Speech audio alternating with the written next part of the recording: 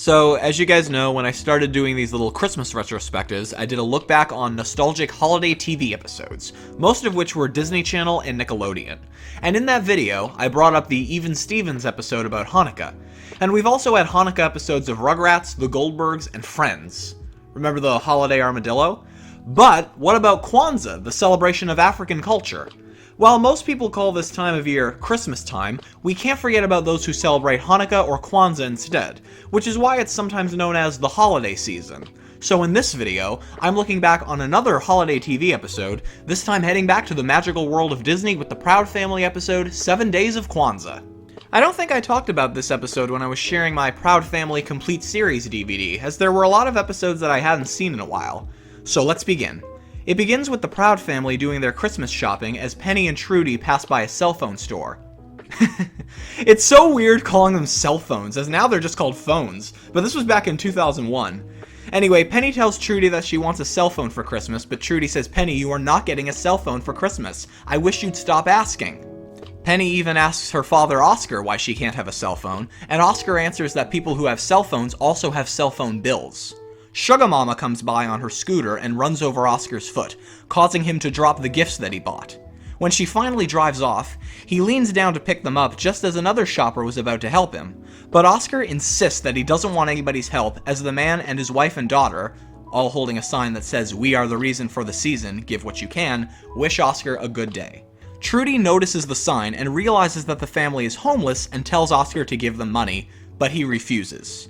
Trudy tells Oscar that that could be them, and Oscar says, "When we get the credit card bills next month, that will be us." But Oscar gives in, and before he can give the family any money, they suddenly disappear, but left their sign behind. Trudy tells Oscar that he has to find them, and Oscar says, "What do you expect me to do, go down to the homeless shelter and look them up?" Trudy likes this idea, but Oscar still refuses. So Trudy decides to go find them and bring Penny with her, while Oscar takes Bibi and Cece to see Santa. But realizing what he's in for, he takes Penny down to the homeless shelter. And then that really catchy theme song by Destiny's Child.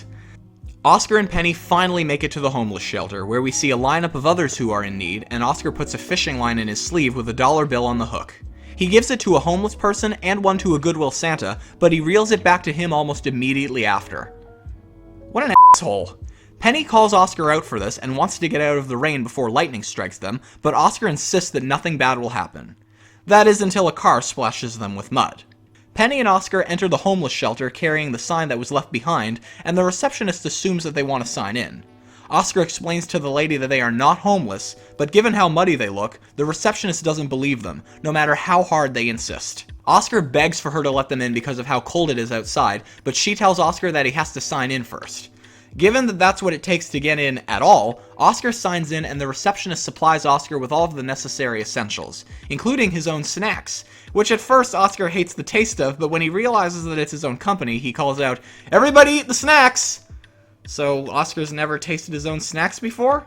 Penny looks around the shelter and finds it sad to see so many people without homes and wants to leave, but Oscar wants to finish eating first. Just before they can sit down, Oscar and Penny reunite with the family that they saw before, and like the receptionist, the father of the family believes that Oscar and Penny are homeless. Oscar gets annoyed that everyone's been mistaking him for a homeless man and almost doesn't give the family the money, but the family tells Oscar that it is thoughtful of him to think about them as Oscar introduces himself to the family. He very proudly, no pun intended, says, "Oscar Proud, founder of Proud Snacks." And the daughter, Stephanie, says, "Oh, you're the one who makes those nasty snacks." After Oscar gives the family some money and sits down to eat, Penny invites them to come over to their house for Christmas dinner. Oscar insists to Penny that the family already has plans for dinner, and the father of the family responds, "Now we do." Oscar refuses to invite them, but Penny tells them where they live, to which the father of the family points out that they won't be able to afford to make it that far. Despite Oscar's, one might call, greed, he invites the family over. You know what I was just thinking? Oscar Proud is no different than Oscar the Grouch from Sesame Street. Not only do they both have the same name, but they're both kind of snarky with their negative remarks. I'm thinking of when the father of the family says, "That's way across town," and Oscar responds with, "Nobody gave you a crosstown invitation." Oscar the Grouch would totally do that. And I kind of wondered if he would be the same kind of uncle to Irvine that Oscar Proud is to Penny. You know, super overprotective, especially around boys. Sorry, that was my nerdiness kicking in. Anyways, back to the Proud family. The very next day, Christmas Day, while Oscar is zonked out on the couch dressed as Santa Claus, Penny, BB, Cece, and even Sugar Mama rush to the tree to open presents.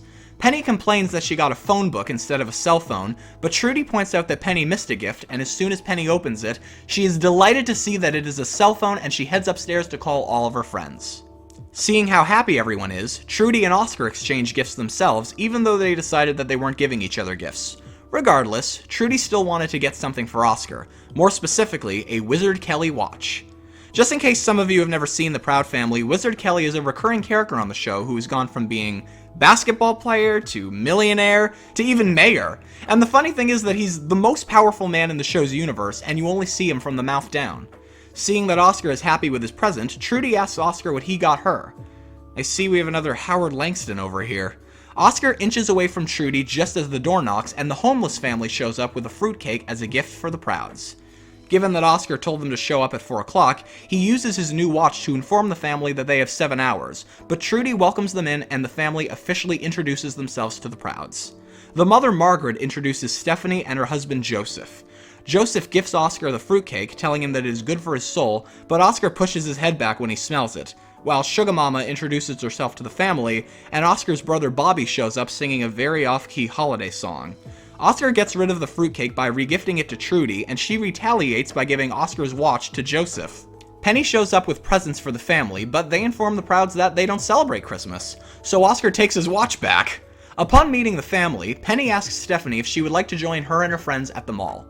Wait, hold on. I thought this was supposed to be set on Christmas Day. Why the hell is the mall open?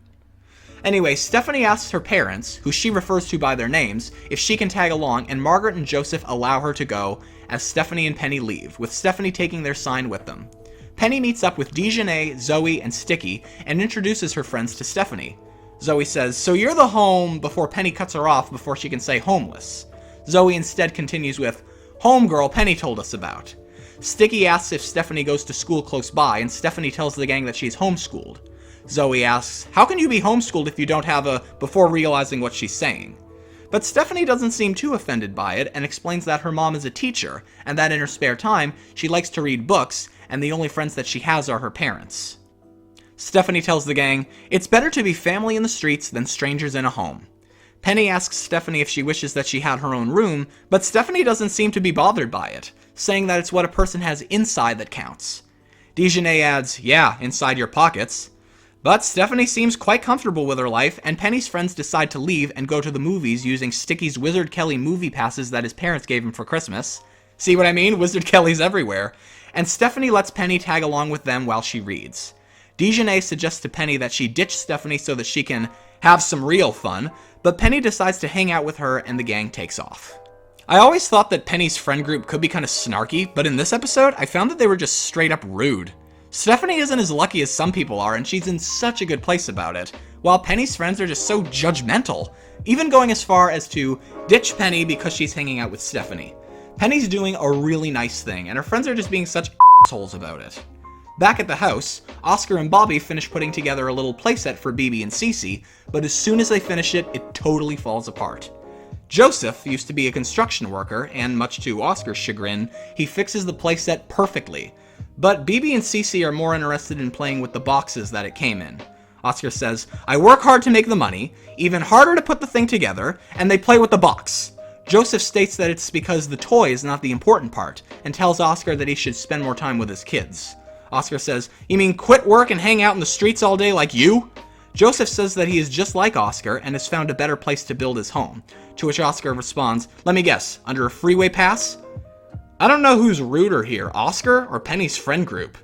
In the kitchen, Margaret helps out with washing dishes as Trudy struggles to ask what it's like to be homeless, but Sugar Mama isn't afraid to ask. Margaret answers that she doesn't mind, and that she used to be much like Trudy, working hard for her life and family, and she got tired of things taking over, but Sugar Mama says, "Sounds like somebody got tired of you not paying for your things." Trudy questions Margaret not missing having a home, but Margaret states that she does not own her home, rather the home owns her. But Trudy insists that she is not attached to anything until Sugar Mama accidentally drops a plate and it shatters. At the end of the day, Margaret, Joseph, and Stephanie thank the family for their hospitality and for Christmas dinner, even though Trudy points out that they didn't eat anything as Stephanie mentions that they're all vegans. Sugar Mama says, "Really? I love Las Vegas." But Margaret corrects her and explains what vegan means, and Oscar chastises Margaret for telling the gang stories about killing turkeys for dinner, and nobody except for Bobby was able to eat. Oscar thanks the family for ruining our favorite, most expensive holiday of the year, and yells, "Get out!" to them as Joseph, Margaret, and Stephanie leave. Trudy calls Oscar out for his behavior, but Oscar doesn't care and is happy that they're gone, going as far as to refer to them as weird. Since nobody but Bobby was able to eat, Oscar orders a pizza. The next day, once Oscar starts to settle down after Christmas, Joseph, Margaret, and Stephanie return, much to Oscar's surprise. Oscar yells, "Trudy!" Oscar asks them how they got into the house, and Joseph explains that the door was open. Oscar responds, "So close it! On your way out!" Joseph reminds Oscar that he invited them over for the holidays, and Oscar says that that was for Christmas, which he felt they ruined. But remember what they said earlier, they don't celebrate Christmas. Instead, they celebrate Kwanzaa. Oscar has no idea what Kwanzaa is, so they explain to him that Kwanzaa is a cultural holiday focusing on African principles. Feeling very welcomed by the Proud family, Joseph, Margaret, and Stephanie decide to share their celebration rituals with them. Margaret describes it as welcoming them into their home, and Oscar says, "But you don't have a home." But Margaret describes it as their spiritual home. Not knowing what else to do, Oscar again yells, "Trudy!" Trudy answers Oscar's call and is surprised to see that Joseph, Margaret, and Stephanie have returned and set the table for Kwanzaa. Trudy tells them that she has always wanted to celebrate Kwanzaa, and Penny gets excited about it too, mostly for the gifts. Joseph, Margaret, and Stephanie tell Penny that Kwanzaa is not about gifts, but more so about values and being in tune with their past, present, and future. Oscar tries to kick them out, but Trudy is excited to celebrate and learn about Kwanzaa. The first thing that they do is have an elder family member, Sugar Mama, pour a Tampico and speak in praise of a worthy ancestor. When Margaret calls on Sugar Mama to do the honors, Oscar says, "I thought you said worthy ancestor." As everyone continues with the ritual, Oscar goes to do his own thing. Sugar Mama praises the only man she has ever loved, Percy Proud, and passes the cup to Penny, who praises her mother. Margaret passes the cup to Oscar, who would rather just watch TV. But he chooses to participate, praising the Nebraska team that he's watching, and bet $50 on. Joseph invites Oscar to light the first candle, but Oscar refuses, so Stephanie does it instead. The next day, when Oscar goes to get his morning paper, Joseph, Margaret, and Stephanie return to celebrate Kwanzaa. Little does Oscar know that it lasts 7 days, but Bobby already was aware of that, while Oscar complains over losing $50 because of Nebraska's loss. The Proud family continues celebrating Kwanzaa with Joseph, Margaret, and Stephanie.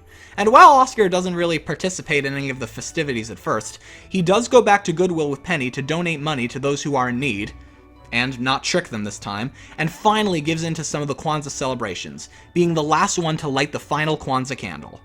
When Kwanzaa ends, the Prouds part ways with Joseph, Margaret, and Stephanie, and they take a cab back to the homeless shelter. Penny questions what's going to happen to them, but Trudy feels that they'll be alright. Finally, Oscar admits that he enjoyed celebrating Kwanzaa as the Prouds' neighbor Felix Boulevardes arrives and questions Oscar's hat. Oscar then questions why Felix isn't in Mexico for the holidays, as that was his original plan, but it turned out that one of his foremen had quit. Oscar then thinks of Joseph due to his past as a construction worker, as the Prouds head to the homeless shelter to find Joseph. On the way there, Oscar once again gets splashed by mud, and when the family makes it to the shelter, the receptionist recognizes Oscar right away, and apparently she's friends with Bobby, and has a table in the shelter waiting for him as the shelter is serving minestrone soup. Oscar tells Agnes, which is, according to Bobby, the name of the receptionist, that he's trying to find a family, but she again doesn't believe him.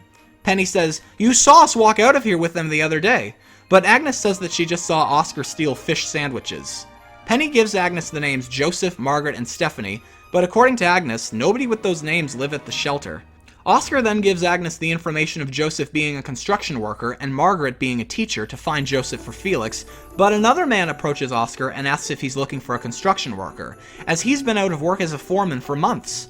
His wife is a teacher who also has been out of work for a long time, and wants the job with Felix so that he can provide for their daughter. Penny then finds the sign and Oscar gives it to the man.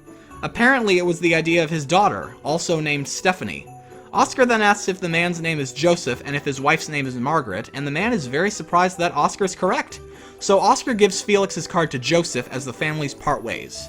As the Prouds leave, Oscar questions the experience that they just had, and Penny realizes that Joseph, Margaret, and Stephanie, whether they were that family or not, taught them how to celebrate their heritage and their family, and how to share it with those around them. When the Prouds come home, they are surprised to see a fruit tree in their front yard, which grew from the fruitcake that Bobby threw out, with Joseph, Margaret, and Stephanie on top of it as they wave to the Proud family and take off. I think that this episode in particular is one that is quite important for a few reasons. For one thing, the holiday season is the time to be with family and give to others, and especially those who aren't as fortunate. Plus, I worked for a homeless shelter before I worked in film, so I found this episode to be a bit relatable. So that's all I've got to say about the Kwanzaa episode of the Proud Family. I hope you enjoyed listening to me talk about it, and I'll see you later.